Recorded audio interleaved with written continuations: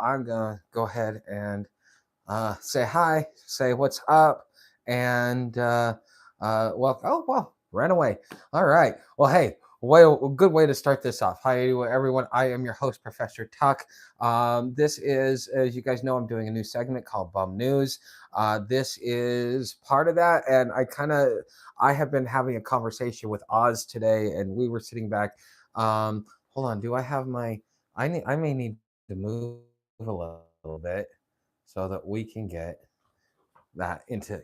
Yeah, this is actually a Christmas gift, and it's actually okay. So I guess I got to move the camera over here. Okay. So this is actually a Christmas gift, and for those of you that know me, you know that this is something that is very near and dear to me. Anyways, but with that being said, Oz and I were having a conversation earlier today, and during that conversation, we got to talk about how we're moving into a cashless system. A lot of the stuff that's going on, she's finally poking her head up, and because she's having issues with the way that she makes her money digitally. And so now a lot of the congressional regulations that are coming in are blocking her from being able to do some of the work in which that she's doing. And so we got to talking about a lot of the things that were happening during this process, and kind of like where the world is going. Like we're going into a cashless society. We're going into an AI driven society because things are starting to change and will be changing for some time. Okay.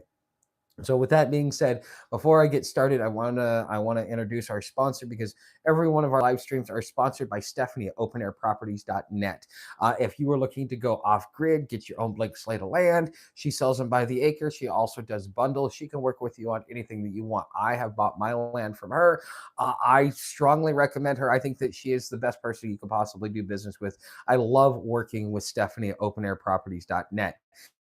If you let her know that you come from the Friar Tuck community, you just say you mention my name, Friar Tuck, then you'll get $50 off of your deposit. Every little bit counts. And she does owner financing. She'll be able to go through all the details. Just go over to openairproperties.net. She's got properties in 3 different states: Arizona, Colorado, and Arkansas. So I started being nice to all you Arkansans, but I just got to say hi to all y'all. But anyways, with that being said, again, go over see Stephanie at openairproperties.net and use the promo code Friar Tuck, and you'll get $50 off of your deposit if you find a piece of land that you like. With that being said, let's talk about this cashless society and kind of how things are going. Right now, and this was passed in July by both the House and the Senate, and this was signed into law, I think, like towards the end of July. So this has been in effect for about 6 months. But there's other legislation that's being introduced on kind of how our currency is being managed. And this is something that whether you're a bum or you're about to be a bum, or whether you want to make money in the economy, the economy of the future, you've got to understand these changes, because this is like when we went from gold as our primary source of paying all debts private and public, to going to the Federal Reserve note as a way to pay all debts private and public. We're going through the same kind of change as we did back then, because we went from gold to fiat, and now we're going from fiat to a digital currency. And right now there's legislation that's being put into effect that is going to directly affect you. Now, if just to go to the homeless section, or for if you're a home bum, or even as a traveling bum, you're definitely going to be panhandling. And so if you don't understand some of these things, then you will have a harder time being able to be able to generate revenue to be able to support yourself along your travels and along your way. So what's up, guys? I see some of you guys in the comments. Make sure you guys, if you guys have any questions, go ahead and leave them. My friend Oz keeps telling me about this hype function. So if you guys want to hype this, that would be kind of cool. Otherwise, it's Edward. Yes. Hey, what's up, Edward? Nice to see you, buddy. I see you, Grandpa. Okay. So with that being said, what is the legislation that's in effect? What is being passed through the House but waiting on the Senate, and what is kind of on the floor right now? The one thing that's passed is it's called what was it? What did I call it? The Dream Act or something like that. The Genius Act. Okay, so the Genius Act. Okay, so there is a lot of legislation that's in Congress right now that is proposing that the Federal Reserve is not allowed to explore or participate or create its own digital reserve or Federal Reserve digital currency, its own CBDC, basically. Or anything along the like. It doesn't matter what you name it. It's about its functionality and what it's intended to do. And so there are actually, if you really want to contact your congressman because you don't want to go into a digital currency, which it would be smart for you because cash is always, it's always good to have, especially when computers or programmable money gets to a point where your choices are being made for you as far as how you make your purchases. But at least at this point in time, one of the ways in which you can stop that is by contacting your local congressman and tell them that you support any legislation that prevents the Federal Reserve from creating any digital coin. But here is the loophole, the workaround that they are doing, and what the Genius Act is. So they do want to be able to have some sort of digital coin. But they want it to be regulated but not created by the Federal Reserve and by Congress. And so if you guys have heard me talk recently about this thing called stable coins, with stable coins, what they have done is for every dollar that you put in, they have to buy $1 in U.S. bonds. So what the federal government has decided to do is, instead of passing on the inflation to the rest of the world by holding all these dollars, by holding all these bonds and everything else like that, we're going to pass it on to the holders of these digital currencies. And they're looking at refinancing this. Everybody keeps talking about how this year we've got something like 30 some odd $trillion worth of debt that needs to be refinanced. Well, they're looking to do it into something like these stable coins. Seek truth. That is kind of funny. I like that. So, but with that being said, so for every dollar of the stable coin that you buy or that you put in, they have to go out there and buy $1 in bond to be able to have an asset. So therefore, if you start doing more business in there, because the paper dollar starts to collapse, so therefore it allows the paper dollar to be completely separated from the digital dollar in that sense.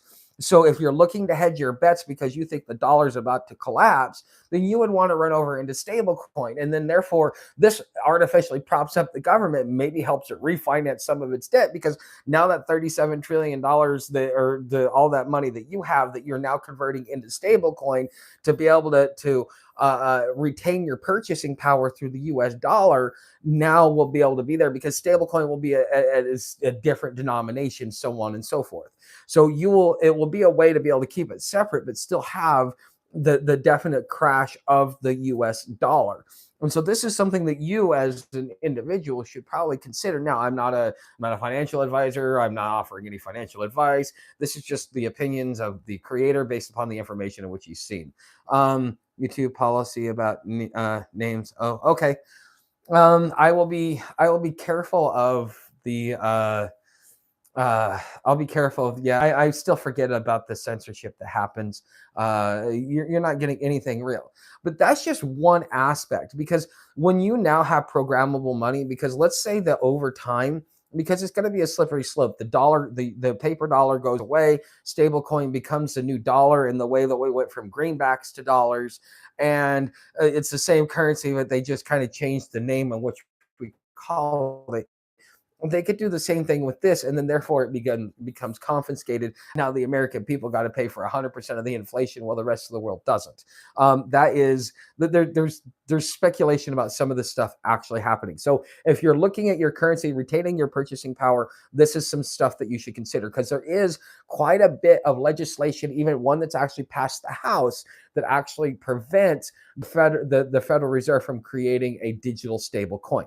Okay, so what does this mean as far as, let's talk about the whole AI gap and the AI control. One of the things that I kept trying to explain to my friend Oz, because she, being in the industry that she's in, is getting heavily regulated by Congress, because as part of some of the recent legislation that has taken effect. And it's now affecting her way to be able to make money. She is almost about to be deplatformed. There's a lot of different things that she's facing along the way because of all these random rules that Congress put up there. And it is what it is. But the thing is now she's starting to look at, well, what are some alternative ways in which I can actually make money? And some of the ways in which she can actually make money is by getting into the digital economy, the digital world. The brick and mortar jobs are going away. So let's just talk about the city I live in right now. It's called Maryville, Missouri. In Maryville, Missouri, at least the stories in which I've heard, don't know how what the full accuracy is, but I will tell you what I've heard. That we used to have several factories here, and once some of these factories shut down and moved elsewhere, it really and I believe one of them was like an Energizer. One of it really took a hit on the town. And now that the college is getting 20% less enrollment because of what's going on with the what's it called? With uh, uh, the trade war and the international students and stuff like that. And those people, they got to pay double to come in. Not only do they pay double to come in, but they also come with a lot of money that they end up spending. Okay, and that money that they end up spending supports the local economy here. So with the trade and tariff war going on, what's actually happening is that you have small towns like Maryville that are just slowly sinking into the abyss of just not being able to actually exist. And a lot of this is happening just because of how the world is realigning and how it's going to start affecting the smaller cities. But then as she starts looking into it, she starts saying, well, what do I do? Because this is what I'm used to doing. This is what I know. This is my comfort zone. We started talking about the not just the digital economy, but the role that AI is going to play in the future economy. And I started explaining to her that if Microsoft is offering a certification in artificial project management, it's like an AM or AIPM certification. They actually offered to. How much was the certification through Microsoft? $99. $99. The class was free, right? So the class was free. The certification was $99. Okay. Also, part of the certification, they also wanted you to get. We also looked into getting you involved with what Azure, which is Microsoft's business AI suite. Now, this is what the corporations are starting to that are starting to adopt artificial intelligence. These are the products and the tools that they're using. And when they look at hiring you and me in the future, one of the things that they're really going to have to consider is what tools do we know how to use? Because as AI gets brought in, because the reality is what the Silicon Valley is silently promising all of these large organizations that require so many different pieces of labor to happen, that they will have the opportunity through technology and robotics to completely automate the whole process without ever having to rely on a human.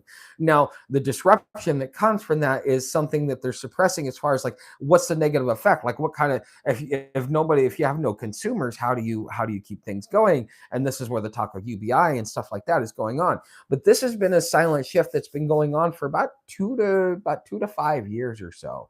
Ever since about 2020 is really when the first movers really started moving in on artificial intelligence and integrating it into their workforce and into their solutions. So you as an individuals, you're gonna have to, you're gonna have to make yourself more compatible. So she's looking at the Azure suite, getting certified in the Azure suite. She's looking at getting certified as a AI project manager. And what was the third certification? AI operations specialist. So an AI operations specialist. And what would you learn there? Hold on a second. Bring your chair over here. Let me turn this off because I'm asking you these questions and you're not even on camera. No, hand that over here. Okay. Okay. So let me take this mic off and we'll actually interview her. Okay, so you guys want to know who Oz is? This is Oz. Okay, so the first certification is Azure, correct? Yeah, and that that was it the one recommended to me most as a beginner friendly. It's AI introduction to project management and introduction to basic AI project management, and there's no cost for the course. but the And certifications are what cost. So you're paying $100 for the Azure, $100 for the and Microsoft and certification, but chat, Google has one too, right? I don't, I'm not Yeah, sure. yeah, I It saw didn't give one. me that option. I saw it when I was reading over your shoulder. Google had one as well. I think that one's a little bit less expensive. But then again, you got to realize what network do you want to be There in. was So a lot of them on Coursera, actually, that it's just your own self-paced learning. How quickly can you learn it before you have to pay another monthly subscription? Coursera has monthly subscriptions. So yeah, it's basically self-paced learning, and you can figure this out for yourself you just pay because for the certifications. Now we looked yeah, at so the third certification was what? um I forget now. You said I operations. yeah, AI operations manager, Okay, so which what do is you do? basically it's like running the chatbots, running the web. It's not so much running the website, it's like teaching all the employees how to interface with the AI systems in which they now have to work with. Okay, so with that being said, when we're talking about how do you practically apply this, how do you move yourself into the economy of the There's a future? huge gap, and this is going to be a very necessary one for quite some time to teach normal workers how to like actually integrate with Okay, AI. but anyways, so what you're looking at from the moving forward is like how does this get applied? So we talked about the different certifications that she could get, but how does she go out into the workforce? What kind of money is she going to make? What kind of opportunities are? So it sounds like right now, just based upon the three certifications that they're looking at giving her, is that her that right now they are in dire need of people that can that can learn AI enough fast enough themselves so that they can take it to these companies and teach these other companies how to integrate this software and train their employees. So all of a sudden you become what would be considered a SME, a subject matter expert. You're going there, you're consulting, you're making money, you're doing this and Yeah. things like this. Now, you also right now in the marketplace, these certifications, they're going to move you up in the in whether if you're going to do something like you know you're applying for a job, that certification will definitely make them go, okay, you know this person knows what they're doing, we can keep them in house. They may create a whole department for you, but at this point it's not a requirement, but it is definitely a job booster because a lot of corporations are trying to integrate it in, so they need help training their employees, training the workforce, and getting everybody ready to train themselves out of their own job. Yes, I have what? a small interjection that I'm not a person who's like has a background in coding or anything like you do. I don't have And a background in coding. I just I don't have IT. a background in a strong background in coding or anything, but there's still plenty of jobs, according to what I've been reading, that are, basically learning how to use these programs is essential to the new workforce. And Yes, you don't have to be knowledgeable in coding to get into IT at this point yes, because AI is taking over. because look at it this way. Let's move a few years into the future. You've got the workforce coming in now. In order to be able to make yourself viable, there may be tasks or maybe projects. So a company wants to do its own, wants to do marketing, and so they may sit there and say, okay, we need a marketing project manager, which these are all the different AI tools we want them to use, and we want this, and they can hire them as an employee, and we want them to sit there and you know set up these agents, and not only set up the agents, but there be a guardrail to kind of help the agents come to the conclusion to create a marketable a marketable ad for your marketing campaign that you want to do, whether it be paper, whether it be media. It doesn't matter what it is, but the average role of a person, just being able to have these three certifications may be a requirement just to get an average job, because they're, if you listen to Peter Diamandis, if you listen to Mo Gadot worked for Google and started their AI program. Peter Diamandis, he invests into life extending technology and science and stuff like that. So there's a longevity program that he goes into. Okay, there's another guy, I can't remember his name, but he actually talks about it. All of them sit back. They talk about two essential things. They say that in the future, what they expect is that they expect that there's going to be a dystopia. They expect that there's going to be a bump in the road before we get to this utopia of abundance. And this is what they're telling us. These the people that are actually funding this, that are designing it, that are creating it. This is what they're actually teaching us at this point in time, or telling us that they're doing. But what they say is the biggest obstacle for us to whether we have a long-term dystopia or a short-term dystopia gets into the point of, do we adapt and integrate quick enough? And if we do, then we can live the life of abundance. If we don't, then there's going to be a lot of infighting. There's going to be a lot of wreckage. There's going to be a lot of all this stuff. So they're already telling us that there's already a lot of different a lot of different obstacles that are going to have to be overcome in order for us to get to these unlimited abundance. Just kind of like, if you remember Project, did you ever watch the Zeitgeist? I don't. Okay. Zeitgeist was a big during like the 2008 crash. It was kind of like, that's kind of what starts a lot of people in like the Freeman movement, that at least the ones I that I had got into. already at that point noped out of TV and media. No, this was when YouTube first comes out. This is like 2008, 2009. But anyways, but the thing, the second movie he did, he brings, I think it's Project Venus or something like that. I can't remember the guy's name, but he basically said that we're already at a point where we can automate, we can get robotics and stuff like that. This essentially is the society that he was telling us about at the end of the time. But this age of abundance, where we have machines that can grow all of our stuff and do a little environmental impact, and the and the currency becomes like a tomato that you have growing in your backyard, and there's no need anything because there's unlimited abundance because we have technology. And that is essentially the utopia that they are promising us now. It's the same utopia he was telling us about 20 years I ago. think that's very premature to announce that. I What? really do. That we have the utopian now and all the technologies No. available That was what now. he said. He Right. said we had the tech. This is back in 2000, Yeah. 2010. And we thought we'd have lots of flying cars too. Yeah, well, you know what? We're very hopeful of the future. Yeah. But that is that. So I'm afraid there's going to be a whole lot of turmoil before humanity adapts to technology at the speed tech is advancing. Yes.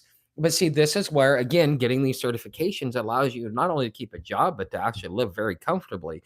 Because as the rest of the world is transitioning, if you're the one teaching, see one, do one, teach one. That's a rule within the military. See one, do one, teach one. And if you can be one of the one that is teaching one, then you're going to be at the top of the food chain as the rest of the world is trying to be there. So in a lot of ways, if you jump in now, in 3 to 5 years, this may not this field, or the expectations that people are going to have, may change, because once everybody gets used to having AI, everybody that can be trained in the job has gotten AI training, then they're going to start moving towards more AI project management for certain sections of their whole business. So all of a sudden, you're one person, and think of it like this, because I think that corporations will be subcontracting people as time goes along, because you've got a lot of corporations, and with our population decline that we're supposed to be going through, they're saying that this is coming at a right time, and that if we would have waited like another 5 years for AI, it would be less disruptive, because as the largest generation completely is out of the workforce and starts passing away, there's less need for services and stuff like that, because each subsequent generation is smaller than the next, which is we're not even reproducing at replacement rate. We're well below replacement weight. At least in this country, yeah. No, Some all countries across the like West. India and No, is no, the Western, no, Western Orthodox countries. So we're talking about Europe. We're talking about yeah. Western countries are all in a population decline. Now they had the first population boom because their industrial revolution. So now that they've gone through that cycle, China is about to go through the same thing because their one child policy. But they had to do that to Yes, sustain their population. yes, and now all we're left with is, yeah, but you got to realize this is happening in pockets all across the world, to where it's actually, we're going to see a massive reduction in population, which means we still have all these corporations, we still have all of this stuff, but we don't have enough people to be able to feel it. But yet we've got technology that can do it all for us. And now at that point, we would be living in somewhat of an age of abundance, because there is now, the population is dwindled enough to where there's enough people to work, and there's not an overpopulation versus, one that works, one that doesn't. Does that make sense? Thanks, RPNN, for the thumbs up. Much appreciated.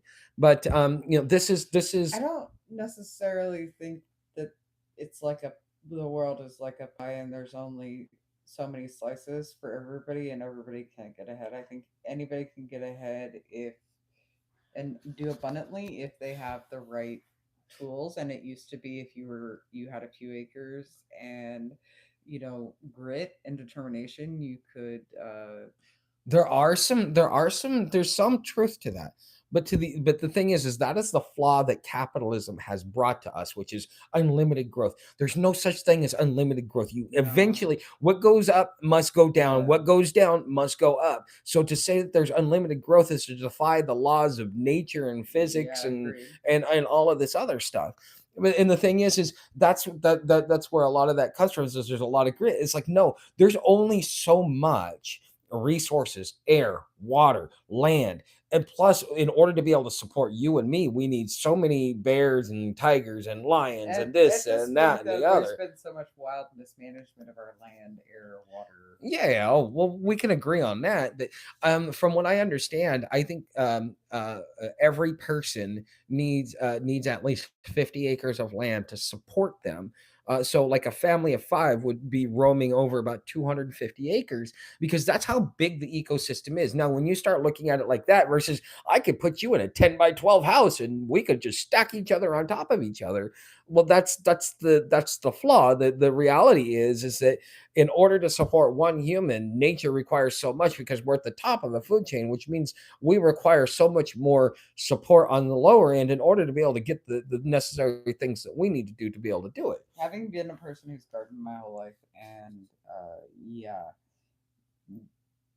people, I know there's some very creative people who've come up with some incredibly innovative gardening solutions, but it's pretty much impossible to provide 100% of your caloric needs on less than probably 50 to 100 acres. Yeah, because you need the wildlife to replenish, to be renewable. Not just the wildlife, to be able to have the livestock and have them graze, uh, like Well, no, let's take managed resources out of the to equation. have Like livestock. we're not having pens and stuff like that. We're just Yeah, go off of the local with environment, which means having you've got deer, you got bear. with Now, that, it's even bigger, especially in the degraded environment. It's yes, probably but a if thousand acres for one human.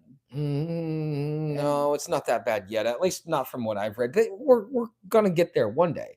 Okay, but the thing is right now, technically, every human being, just based upon our needs and everything else like that, needs somewhere around 50 acres per human being. So again, a family of five is 250 acres, and so you need that just to be able to support you. That's wildlife. That's foliage. That's the trees that can be able to take the carbon that you emit and filter it out and give you the cleanest possible oxygen. That's to make sure that you have enough of the filtration so that you can get the cleanest possible water. So that you can, and that in my idea is true abundance, because when you can, especially being out on trail, just like you've got this tiny little fucking drizzle that's coming up, you can barely get a 20-ounce bottle like that full of water, that's like it's been from the rain, through the ground, through the filtration. This is the first time it's coming out of the fucking ground, and it's absolutely pristine. You've never tasted anything so crisp, so clear. that yeah, that is a reason for getting up every morning. That is what the trail brings you, because you can't get that, because we could. Aquafina promises that and doesn't No, deliver. no, they don't. So they seem to be planning a currency reset. That's why silver is going up rapidly. Well, yeah, RPNN, we were actually, if you scroll back a little bit, if you go back probably about 20 minutes, we're actually been talking about how actually, like, that's what we started off on, was the currency issue to begin with. So you'll have to I hear that. can I But tell a small um short story? but anyways, guys, so we're coming up to that time. This is kind of the time in which I wrap up, and we call it a day. I've got a lot of stuff that's going on.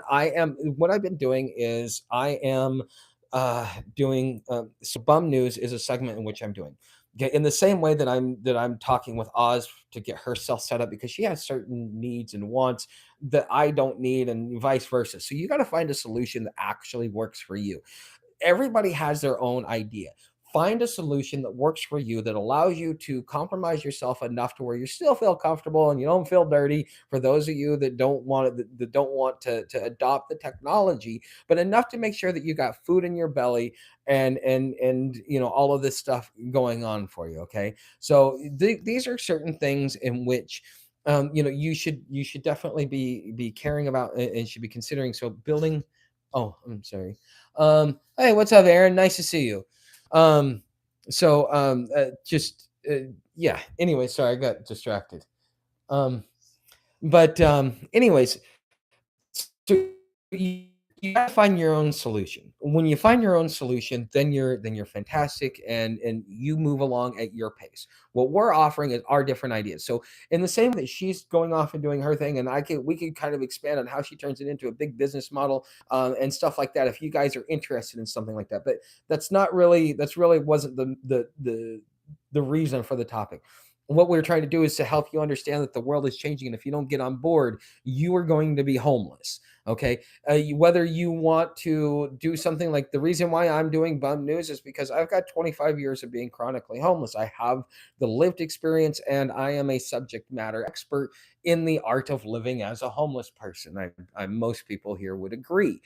With that being said, my best thing that I can offer society is to offer an analysis and updates on certain events that are affecting the homeless community. Because I believe that this is, somebody said in the comments earlier, I believe that it will take people a long time to adjust to it. And those that kind of refuse, before it becomes mainstream and everybody's doing it, think of it like cell phones. Those people who refuse, or think of it like people that still are stuck on flip phones, you know, those people that refuse are going to be homeless. And they're going to be homeless because of economics, but they're going to be homeless because of this and their pride. And that pride, that character defect, is what's going to put them to become homeless. And so if you actually, take a time and you understand that this is something that's coming and you cannot avoid it, you've just got to brace for impact and understand that this is something that will work for you. Okay, so with me and this is my way of going of building myself something that is going to be viable. So what is the model? This is where sponsorships and being able to create certain connections and networks, and to be able to have a following, because I'll start doing regular news articles on my website and stuff like that. So go over to hobotuck.com. Things like that will be coming as time goes along, because I got a lot on my plate and I got to get a little bit done at a time. I can't get a lot done all at once. But what I can do is, I can at least update you and say that this is the path in which I'm moving. You've got to be able to find something that AI cannot do, that is the human aspect, whether it be teaching other humans how to use AI, or whether it be telling humans the impact of AI and updating them on the daily news. These are still things that AI is not going to tell you, and nobody wants to hear from AI. This is how we're trying to take over the world today. Nobody wants to hear that. Okay, so and you wouldn't listen to an AI bot telling you how you were getting taken over. So thanks, Aaron, much appreciated. But I think that there's gonna come a time when you really uh, uh, need to figure out where you're gonna land on this. But I think that you guys, if you're into this, you should definitely follow Bum News and keep up with me. If you're new to being homeless and you need some guidance, I've got plenty of playlists. If you are just interested in the homeless or homeless prevention, I've got plenty of videos, usually under my homeless advocacy. So if you're interested in that, and then also just the daily the segments. But I'm gonna start doing the videos that I've been doing. So you guys have been noticing I've been doing some long form videos. If you haven't seen it come up in your feed, go to my channel page, because it won't show up in your feed unless you. So at the end of every one, if you guys even notice this one, it says Bum News. So like like Oz, she never saw any of the stuff where I was talking about AI, and I'm like, yeah, I did a video. She's like, I went and I looked for any of that. None of that showed up for me because the thing is she wasn't watching that type of content. If you are watching anything that has even the extension of bum news, it will keep putting it to you. So as I change through the subjects, so if you're not seeing this or this is the first time you're seeing it, you should go back. It's a podcast playlist, but it is definitely something that you guys should listen to. Now I'm going to be doing audio only because honestly, with the exception of my live streams, I don't need to be front facing for this. What I need to do is bring you the information, bring you actionable intelligence, and help you guys move along the way. That's it. So my main focus, okay, I want to start branding one main thing, which is functional homeless. Functional homeless are people that live without an addiction. So that means they can go and they can be homeless and they can live without going through withdrawals or needing of an actual substance outside of prescribed medications. Okay. Then those are also people that are functional enough mentally and they're stable enough to where they can go get a job. These are people, like, if you really want to think about functional homeless, think about people that are living in their cars and working a full-time job but cannot actually afford to live. Because if you look at it right now, like I'm looking at trying to go get my own place. To go get my own place, if I go pay market rate based upon what I'm getting, I can't I can either afford this or or I can be homeless, because those are my only two choices. And I'm lucky to be able to have rent this inexpensive, because otherwise I'd have to go out and stuff like that. So with that being said, you gotta this is one of the terms that I really want to start. I want to start coining. I want to start being a regular part, because this is going to be the total demographics. Because those people that will become homeless due to this whole AI transition, they're going to be part of the functional homeless community. People that are able-bodied to work, that want to work, that have the ability to work, that do not have a criminal record, a drug addiction, or a mental health issue that is holding them back from being a productive person. They just need a job. Okay. They just need an affordable place to live, and they just need it to be affordable because they're working their ass off and going nowhere. Okay. This is the future of homelessness, and this is functional homelessness. And so I want to be able to focus my content towards people like that versus the average bum who is, a home bum, and he's been in his addiction and on that street corner for 20 years. There's plenty of services for people like that. But for the people that can actually go back and produce and put into the actual tax base, there's no support, there's no services, and there's no representation for that section of the homeless community. It's always been a minority section in the homeless community, but it is in the next few years we may see it become a majority of who you see that are homeless. Yes, they may be homeless veterans, but they are functional homeless still. And I think that the functional homeless will start to get the same care that the veterans get with, because if you want to be a congressman, one of the first things you do is introduce legislation to give the homeless veterans or veterans more benefits. So there's not a shortage of benefits for any of the veterans. I promise you. Even if a third of them make it through Congress. Serious. I mean, you should. I think it's Democracy Now is the name of the app that allows you to watch the bills and stuff like that. But this is the direction in which we're going. Okay. So this is what I'm working on. I want to focus on that. I want to focus on directing it towards the functional, the able-bodied homeless person that needs actionable information that will help them navigate so that they can actually go off and become functional once again. So I see a lot of each type in my travels. That's for sure. Yeah, but it's seeker of truth. It's probably a lot more prevalent now than it was 10 years ago. I mean, I remember when I went to San Francisco. This is the moment where, like, I still stand beside myself. So I'm in San Francisco. I'm coming out of a homeless shelter. I'm like 25 at this time, and I'm seeing like two, 300, 18, 19-year olds Mhm. coming out homeless. And I'm like, what are you Yeah. doing? They're like, and this is when you start hearing, like, this is where the lazy millennial comes from, is because, like, they just basically filled up all the shelters.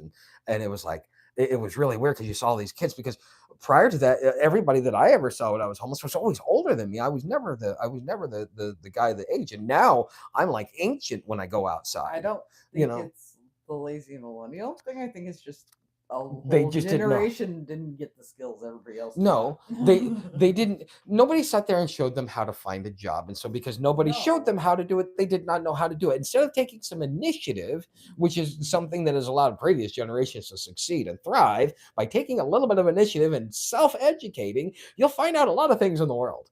Agreed. And the current generation, I'm worried. Oh God, yeah. The They last know few. everything and they refuse to learn anything. I'm sure it is. I just went nomad 2 years ago after my wife passed. Oh wow, that's got to be sad. Yeah, I got off about just a little over a year. I spent about 2 years out after losing my business, so I understand you got to go through a mourning process. A wife and a business are a little bit different, but they're still they still have an impact in your life, especially if you've been with something for as long as you were. But anyways, guys, we're gonna go ahead and end this. Thank you for being here, and I will see you guys again. I will start releasing videos on my day off.